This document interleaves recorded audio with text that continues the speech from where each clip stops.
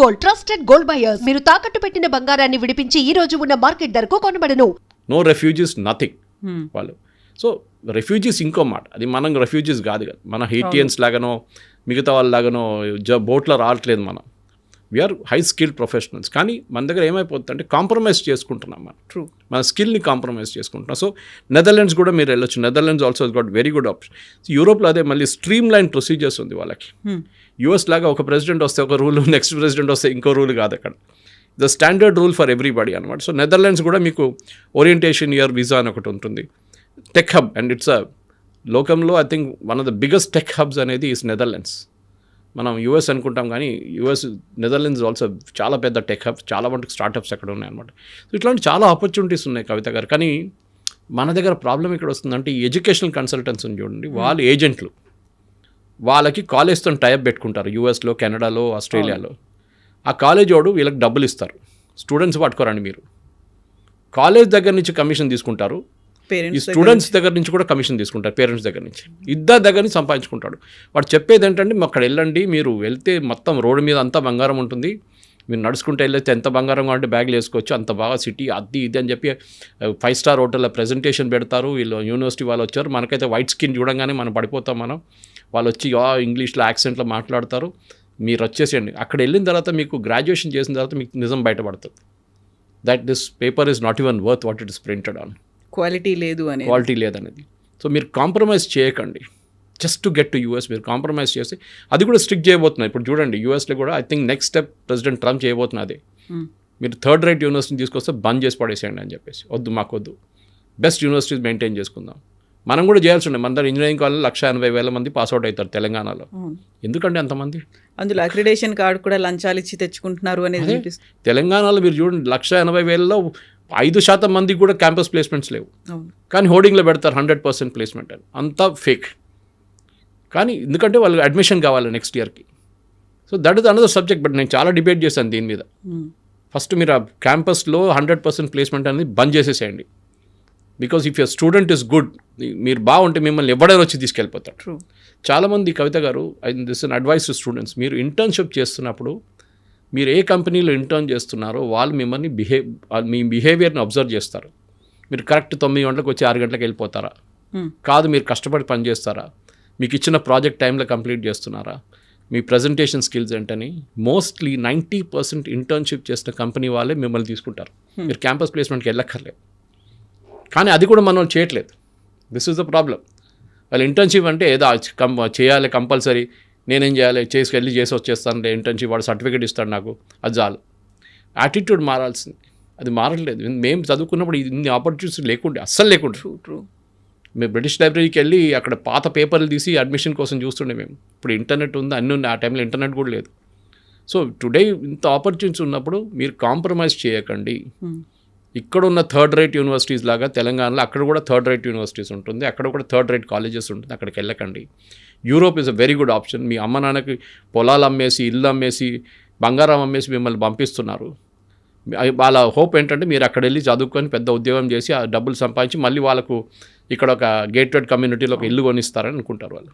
కానీ those dreams are crashing down. మీరు conversation దాంతోనే స్టార్ట్ చేశారు. అమెరికన్ డ్రీమ్ అనేది మర్చిపోండి. ఇప్పుడు ఎవ్రీ కంట్రీ, ఏ కంట్రీ అయినా వాళ్ళు ప్రొటెక్షనిస్ట్ మోడ్లో వచ్చేసారు.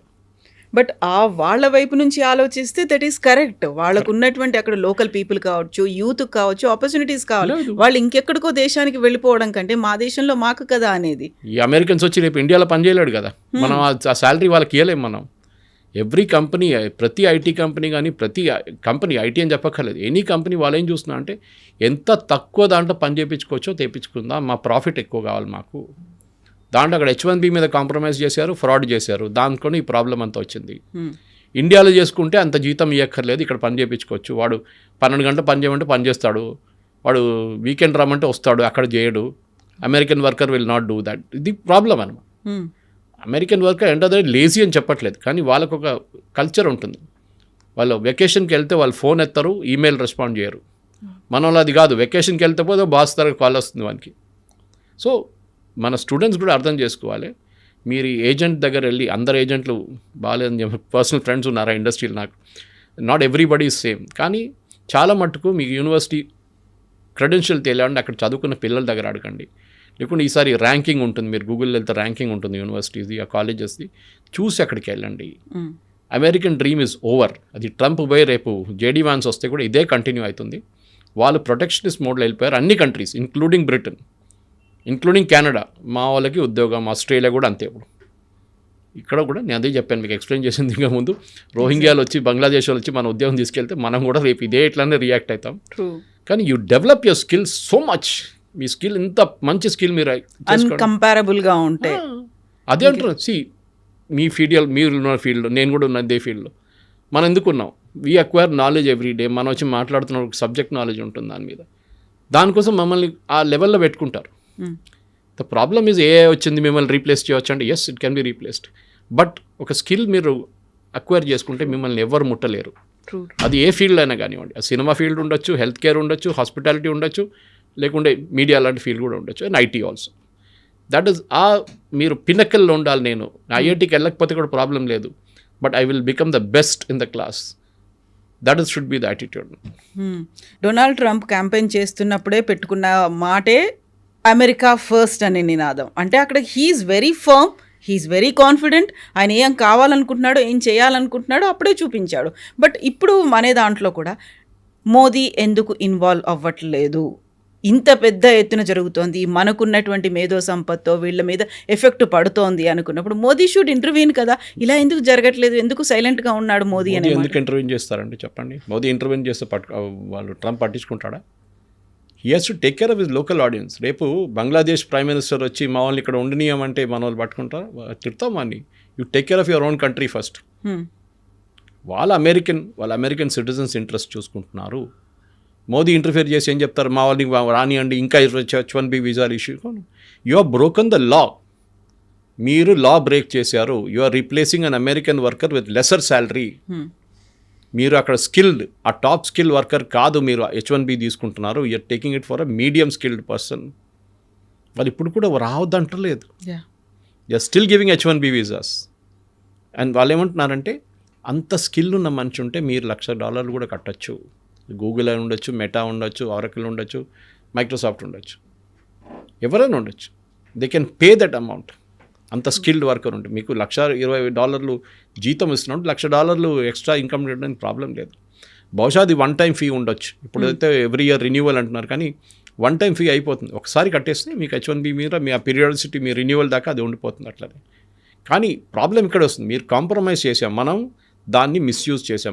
మనం ఇండియన్సే తప్పు పట్టలేదు, అక్కడ ఉన్న కంపెనీలు కూడా మిస్యూజ్ చేశారు. తక్కువ వేజెస్లో తక్కువ స్కిల్ ఉన్న వాళ్ళు తీసుకెళ్ళి పెట్టేసి ప్రోగ్రామ్ మొత్తం ధ్వంసం చేసిన తర్వాత న్యాచురల్లీ అక్కడ ఉన్న పార్లమెంటేరియన్స్ అంటే వాళ్ళ కాంగ్రెస్ మెన్ అంటాం, వాళ్ళు ఏం చేస్తున్నారు, వాళ్ళు అంటున్నారు you are misused it, let us get rid. దీంట్లో చూడండి, డెమోక్రాట్స్ అండ్ రిపబ్లికన్స్ ఇద్దరు ఉన్నారు తోడు. Otherwise they are all separate. కానీ రిపబ్లికన్స్ అండ్ డెమోక్రాట్స్ ఇద్దరు కలిసి మేము అడ్డుకోవాలి మా వాళ్ళకి, ఎందుకంటే వాళ్ళకి ఓట్లు వేయాలండి. అవును.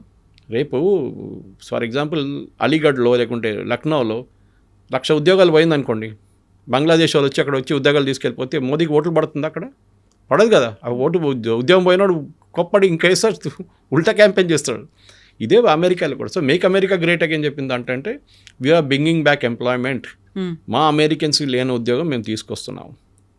స్కిల్ లేని, ఇప్పుడు అమెరికాలో స్కిల్ అవైలబుల్ ఇన్ ప్లెంటీ. నేను అదే చెప్పాను, వాళ్ళు వస్తున్నప్పుడు I heard students from Pennsylvania కానివ్వండి, మిగతా యూనివర్సిటీ, రాస్టర్ యూనివర్సిటీ, అన్నింటిలో చాలా మటుకు హార్వర్డ్ నుంచి కూడా you are getting the best MIT great. అక్కడి నుంచి వచ్చిన కొంతమంది పిల్లలు కూడా ఉద్యోగం రావట్లేదు. ఎందుకు అంటే this is the problem, that somebody else has taken the job away అంటున్నారు వాళ్ళు. మా ఉద్యోగం ఇంకోటి తీసుకెళ్ళిపోయాడు, మాకు కావాలంటే నాకు $1,20,000 ఇవ్వాలి, వాడేమో 60,000 వచ్చి పనిచేస్తున్నాడు, వాడు తీసుకెళ్ళిపోయాడు మా ఉద్యోగం, మాకు ఉద్యోగం లేదని. అమెరికాలో ఇది ఉండిపోతుంది. ఎందుకంటే నేను ఎప్పుడు చెప్తాను, cost the plumber is more than the cost the tap. ఆ రోజు ఎకానమీ పోతుంది. ట్యాప్ ఫిట్ చేయడానికి వచ్చిన మనిషి ట్యాప్ కన్నా ఎక్కువ విలువ తీసుకుంటే ఆ రోజు ఎకానమీ అవుట్. మన దగ్గర కూడా ఆ స్టేట్కి వస్తున్నాం మనం, కానీ మన దగ్గర ఇన్నోవేషన్స్ చేసుకుంటాం. మనం వచ్చినప్పుడు ఆ పని చేయరా, ఈ పని చేయరా అని చెప్పి 10 పని చెప్పేస్తాం. కానీ అమెరికాలో అది కాదు, వచ్చి ఆ పని చేసి వెళ్ళిపోతాడు. So that is why coal industry collapse, steel industry collapse అయింది, వాళ్ళు కార్ ఇండస్ట్రీ కొలాప్స్ అయింది, అన్ని ఇండస్ట్రీస్ పోయినాయి అమెరికా నుంచి. Now they are only high technology ఒక్కటే వాళ్ళు చూస్తున్నారు. And they are good in aircraft manufacturing. అది మనం చూసాం చాలా మటుకు. అది మీరు ప్యాసింజర్ ఎయిర్క్రాఫ్ట్ ఉండొచ్చు, బోయింగ్ లాంటి, లేకుంటే మెక్డొనాల్డ్ డగ్లస్ లాగా మేకింగ్ మిలిటరీ ఎయిర్క్రాఫ్ట్, అది కూడా అన్నిట్లో they are very good. So వాళ్ళు ఏం చూస్తున్నట్టు క్రీమ్ చూస్తున్నారు, మనం ఏమో బాటమ్ ఎండ్లో ఉన్నాం. So we should also rice ఆ క్రీమ్కి వెళ్ళిపోవాలి. మేము కూడా మీకన్నా we can compete with you. మేము కూడా శాటిలైట్ తయారు చేస్తే మేము అది కూడా ఇక్కడ చేయొచ్చు. Reverse brain drain is good. నేను అంటున్నాను, చాలామంది అన్నారు, శ్రీధర్ వెంబు గారు అన్నారు, ఇప్పుడు నౌ సేయింగ్ దట్ యూజింగ్ అందరూ అరటి అది యూజ్ చేద్దాం, యాప్ యూజ్ చేద్దాం. చాలామంది స్విచ్ ఓవర్ చేసుకున్నారు, జీమెయిల్ బదులు అది యూజ్ చేస్తున్నారు. Very good. పొద్దున కూడా ఒక ఇంగ్లీష్ న్యూస్ ఛానల్తో నాకు అదే డిబేట్ ఉండే. దాంట్లో కూడా వాళ్ళు అడిగారు నా దగ్గర, ఇది ఎన్ని రోజులు ఉంటుందని. నేను అదే చెప్పాను, దీనికన్నా ముందు గూ అని చెప్పి ఏదో ఒకటి వచ్చింది, ఏమైందంటే అది ఇప్పుడే వాట్సాప్ రీప్లేస్ అయిపోతుంది అని చెప్పి అందరు దుంకారు, including Narendra Modi. What happen to that? It died a natural death. మీకు రిటైన్ చేయడం చాలా కష్టం, but with Zoho that is possible. ఎందుకంటే శ్రీధర్ వెంబు లాంటి మనిషి, ఆయనకు అంత స్టేయింగ్ పవర్ ఉంది, ఆయన దగ్గర అంత ప్రాఫిటబిలిటీ కంపెనీలు ఉన్నాయి ఆయన దగ్గర. అట్లాంటి ప్రోడక్ట్స్ ఎస్, మన ఇండియాలో అదే ప్రాబ్లం. మనం I don't want use the word cyber కూలీ, అది కొంచెం డెరిగేటరీ టర్మ్ యాక్చువల్లీ. కానీ మనం లోవర్ అండ్ సర్వీసెస్లో ఉండిపోయాం. ఒక్క ప్రోడక్ట్ చెప్పండి మనం తయారు చేసింది ఇక్కడ నుంచి. We are not develop products. మనం సర్వీసెస్లోనే మనం నెంబర్ 1లో ఉండిపోయాం. అవుట్ సోర్సింగ్లోనే అమెరికా కోసం పనిచేస్తున్నాము అంతే. అమెరికన్ కంపెనీస్ కోసం ఇక్కడ నుంచి పనిచేస్తున్నాం. వాళ్ళు ప్రోడక్ట్ డెవలప్ చేసి వాళ్ళు మార్కెట్లో అమ్ముకుంటున్నారు, మనమేమో దాన్ని సపోర్ట్ చేస్తున్నాం. We should become a nation which will develop products. చాలా ఇంపార్టెంట్. మన దగ్గర ఐపాడ్ ఎక్కడైనా తయారు చేసాము మనం? ఏం చేయలేదు. బహుశా ఒక ఫినెకల్ ఉండొచ్చు ఇన్ఫోసిస్ దగ్గర నుంచి as a banking product. We have not develop. ఉంది, కేకా లాంటి ప్రోడక్ట్ డెవలప్ అయింది, డార్విన్ బాక్స్ డెవలప్ అయింది, హెచ్ఆర్ వైపు. They are doing good job. Startups చూడండి, ఏరోస్పేస్ స్టార్టప్స్ చూడండి, ఎన్నో తయారవుతున్నాయి. బట్ టిపికల్ ఐటీ దాంట్లో మనం we are not gone up to that level. We are still working. ఒక అమెరికన్ కంపెనీ కోసం పనిచేస్తున్నాం అంతే. కానీ అక్కడి నుంచి మూవ్ అయ్యే మనం we should move to the higher level. అదే మోదీ గారు చెప్తున్నారు, ఆత్మనిర్భరత అంటే అదే. మనం దానికి మన కోసం మనం తయారు చేసుకోవాల్సింది. We should not be dependent on outsiders. బయట వాళ్ళతో మనకు పనే లేదు. చైనాని చాలా మంది మనం కట్ చేసేసాం. ఇప్పుడు కూడా ఒక mobile phone top cover glass, it's coming from China. అది ఇప్పుడు ఒక హైదరాబాద్ బేస్డ్ కంపెనీ వాళ్ళు రీప్లేస్ చేయబోతున్నారు. దాన్ని కూడా టైం పడుతుంది, ఇంకో 6 నెలలు అది కూడా అయిపోతుంది. కానీ we are come to that level. అక్కడ దాకా వచ్చాం కదా. దీనికన్నా ముందు 40%, 30% ఉండే ఇండిజినైజేషన్. ఇప్పుడు అది 70, 80, 90% దాకా వచ్చింది. Same with car manufacturing. ఇప్పుడు మా ఇటు నుంచి ఏం కార్ అక్కడ పంపిస్తున్నాం ఉల్టా మనం ఇప్పుడు. సో ఇండిజినస్ కెపాసిటీ డెవలప్ చేసి మన పిల్లలు అక్కడి నుంచి రిటర్న్ వస్తే మీరు చదువుకోండి, అక్కడ చదువుకొని మీ నాలెడ్జ్ ఎక్వైర్ చేసి you can always come back and work ఇండియాలో. సరే, ఇండియాలో ఉన్న ప్రాబ్లమ్స్ ఇండియాలో ఉంది, లేదని చెప్పట్లేదు.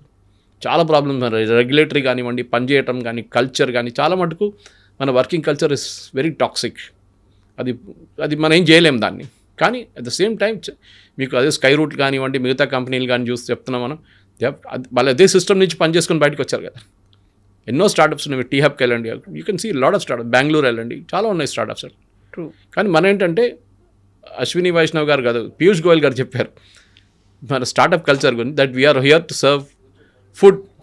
Poor people are serving food to rich people అనమాట. అంటే మన ఫుడ్ డెలివరీలో నెంబర్ 1 అయిపోయాం, కానీ ఒక ప్రోడక్ట్ లాగా మనం డెవలప్ చేయలేదు ఇంకా అని చెప్పి. దాట్ ఈస్ స్టిల్ నేను కూడా అదే అనుకుంటాను. ఎందుకంటే we have to go to the product range. Israel చూడండి, నేను చెప్పిన నెదర్లాండ్స్ చూడండి, వీళ్ళు దే ఆర్ నంబర్ 1. ఇజ్రాయలీస్ టెక్నాలజీలో, especially defence technologies are number 1. మనం కూడా స్టేట్కి వస్తున్నాం ఇప్పుడు. మన దగ్గర 2 అబ్బాయిలు బిట్స్ పిలానీలో కూర్చొని ఒక డ్రోన్ తయారు చేశారు, ఇండియన్ ఆర్మీకి అమ్మారు. వాళ్ళు హాస్టల్లో కూర్చొని తయారు చేసినట్టు ఉన్నారు మన దగ్గర talent. Let them come back to India. That will be the greatest day for Indian economy.